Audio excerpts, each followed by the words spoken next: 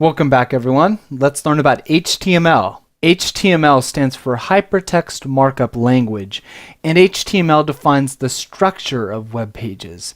HTML elements are the building blocks, and the browser interprets these elements and then displays the web page based on the elements that are included in the markup. Here's some HTML from a web page that we're all familiar with, Google.com. You might be saying, whoa, I didn't know what I was getting into when I enrolled in this course.